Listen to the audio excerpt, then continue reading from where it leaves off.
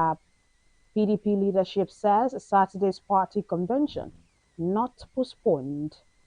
UK suspends some intelligence sharing with US over both strike concerns and major break. US House to vote on deal to end longest government shutdown in history. Gabon coach Moyoma accept underdog tag sends a warning to Super Eagles. And now the details. The Senate has approved President Bola Tinubu's request to raise a 1.15 trillion naira from the domestic debt market to cover the unfunded portion of the 2025 budget deficit. The approval followed the adoption of a report by the Senate Committee on Local and Foreign Debt during plenary today, as the committee noted that the 2025 Appropriation Act provides for a total expenditure of 59.99 trillion naira, an increase of 5.25 trillion naira over the initial 54.74 trillion naira proposed by the executive. According to the Senate committee, this expansion created a total budget deficit of 14.10 trillion naira, of which 12.95 trillion naira had already been approved for borrowing, leaving an unfunded deficit of approximately 1.15 trillion naira, and further stated that it would bridge the funding gap and ensure full implementation of government programs and projects under the 2025 fiscal plan.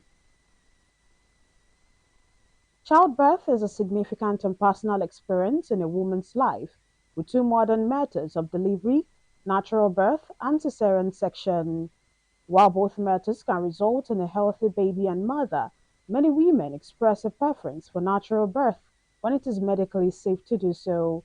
Akidigbo FM News correspondent Blessing Akinloye reports on the reasons behind women's preference, focusing on physical, emotional, cultural, and psychological factors. Here is the report. Natural birth and cesarean section, also called C-section, are both valid methods of childbirth, but many women still tend to prefer natural birth, believing it to be safer and less risky. While both methods are medically safe when performed under the right conditions, many women express a strong emotional preference for natural birth. For some, the desire to express childbirth naturally is deeply personal, seen as a powerful and empowering event that allows them to feel more connected and in control of the process. However, experts emphasize that cesarean sections are not inherently negative. Speaking with Agidigbo FM News, Mrs. Ajala Bukola, a matron, explained the best process of giving birth to a child. If we see a first-time pregnant woman in labor and the labor is not progressing, that has low uterus contraction, for example, if the matron examines the pregnant woman and it's 4 centimeter, after 2 hours and it still remains 4 centimeter, obviously there is no progress. She will advise they refer the pregnant woman to opt for cesarean sections.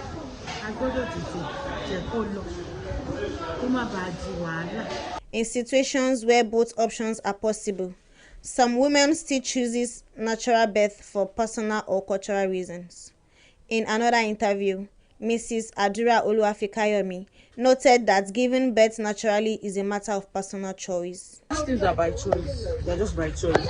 If you know your health is not stable, if you are not able to give birth, you don't have the strength, you can just go for cesarean section. Speaking further with Agidigbo FM News, a matron stated that pregnant women with health conditions must seek the best method for childbirth. Some women may experience consistent high blood pressure and it's not coming down, or placenta previa. We need to ask them to opt for cesarean section to avoid further complications. In conclusion, choosing a cesarean section does not mean failure, nor does it make the birth experience less meaningful. Ultimately, the best choice for childbirth is an informed one, made in partnership with medical professionals and based on each woman's unique medical history, preference, and birth goals. Blessing Akinloye, Agidigbo FM News. And now it's time to link up with our Maryland studio for foreign news. News from Kule Amzat Studio, Agidigbo FM, United States. I am Oluwatosin Sonia. The House of Representatives will try to end the longest government shutdown in U.S. history on Wednesday with a vote on a stopgap funding package to restart disrupted food assistance, pay hundreds of thousands of federal workers, and revive a harbor air traffic control system.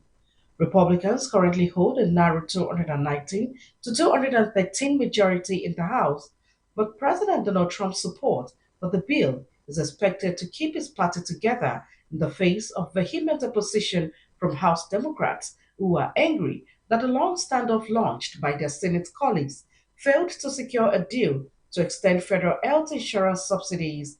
Eight Senate Democrats broke with party leadership to pass the funding package, which would extend funding through January 30, leaving the federal government on a path to keep adding about $1.8 trillion a year to its $38 trillion in debt.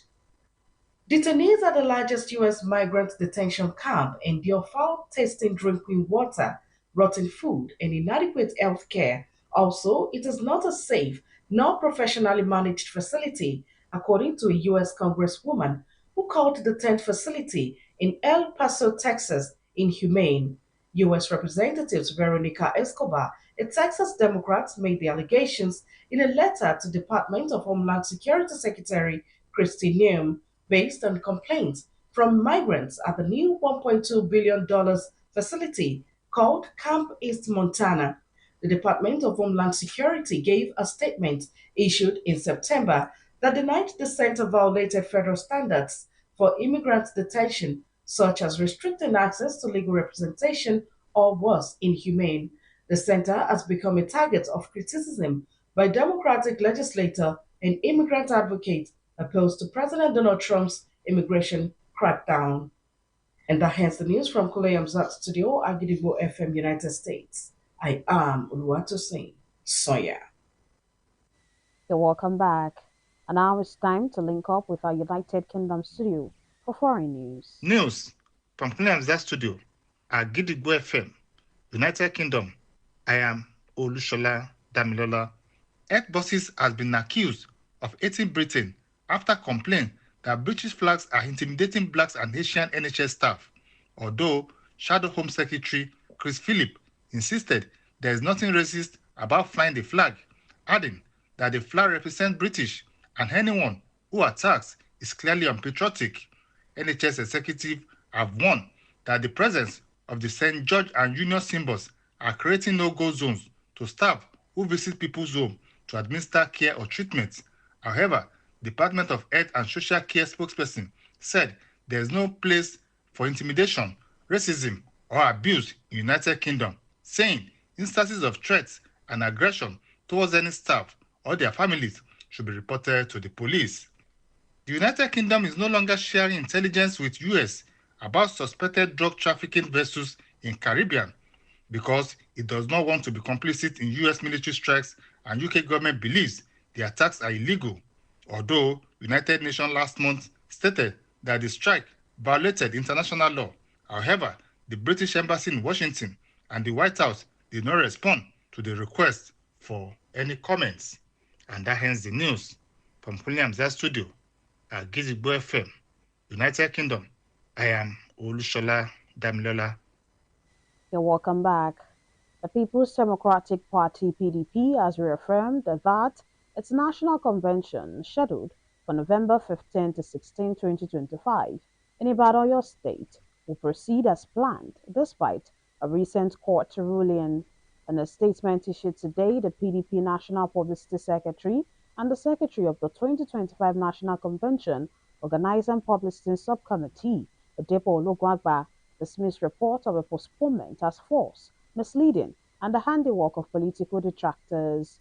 Olugwagba added that the National Convention Organizing Committee was working tirelessly to ensure a smooth and successful exercise, noting that delegates and stakeholders had already begun arriving in Ibadan and urged all party members and Nigerians to disregard the misleading claims being peddled by some individuals recruited by the All Progressives Congress in its failed attempt to stop the PDP National Convention.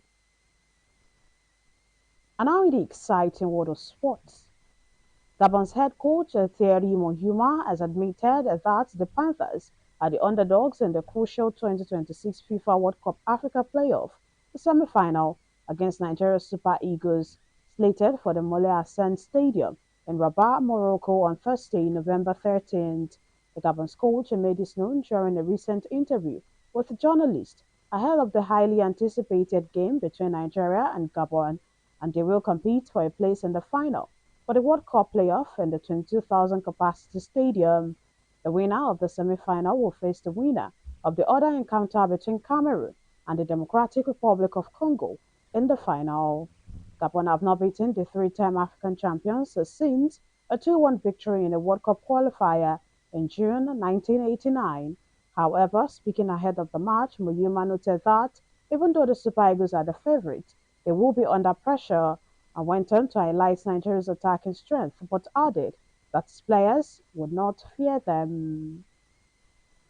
To wrap up the news this evening, here is a recap of the headlines. Senate approves Tinubu's 1.15 trillion naira domestic loan fill 2025 budget gap. PDP leadership says Saturday's party convention not postponed. UK suspends some intelligence sharing with US over boat strike concerns in major break. US House to vote on deal to end longest government shutdown in history. Gabon coach Moyuma accept underdog tag, sends a warning to Super Eagles. And before we go this evening, here is a quick tip. When we treat people merely as they are, they will remain as they are. When we treat people as if they were what they should be, they will become what they should be. Finally, we have come to the end of the news around the world on the most listened to radio station, Akojopo 88.7 FM, Ibadan. I am WURAOLA YUSSUF. Thank you for listening. Good evening. News is information, and information is power. At Akojopo 88.7 FM, we bring the news from top to bottom. The Oyo State government has said the over 1.5 million out of school children. We give you reports from Oyo State, The Oyo State House of Assembly has called for thorough investigation. the Southwest in Nigeria, and the rest of the world. Has clarified that the body did not receive any cash support from international development. Trust us to keep you informed every hour, every day. Akojopo 88.7 FM, the people's voice.